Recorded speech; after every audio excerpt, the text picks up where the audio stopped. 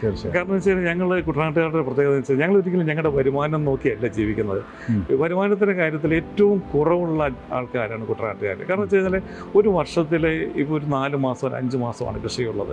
ഈ 5 മാസത്തെ കൃഷി കൊണ്ട് ഒരു ശരാശരി കർഷകരെ സംബന്ധിച്ചോളം അവന് വരുമാനം കണക്കൂട്ടി കഴിഞ്ഞാൽ വളരെ കുറവ് തന്നെയാണ്. അപ്പോൾ ഈ 5 മാസം വരുമാനം കൊണ്ട് വേണം അവൻ 12 മാസം ജീവിക്കാനായിട്ട്. നെൽകൃഷി മാത്രമാണ് അവൻ്റെ വരുമാനം. പക്ഷേ ആരോടും വലിയ പരിഭവമൊന്നും ഇല്ലാതെ എല്ലാ വർഷവും ഇത്തവണ ഇച്ചിരി വിളവ് കുറഞ്ഞാലും അടുത്ത വർഷം നമ്മൾ വിളവ് കൂടുതൽ കിട്ടുമെന്നുള്ള പ്രതീക്ഷ, അതാണ് ഈ കുട്ടനാട്ടുകാരൻ്റെ ഏറ്റവും വലിയ അവൻ്റെ സ്വപ്നങ്ങൾ ഒത്തിരി വലുതാണ്.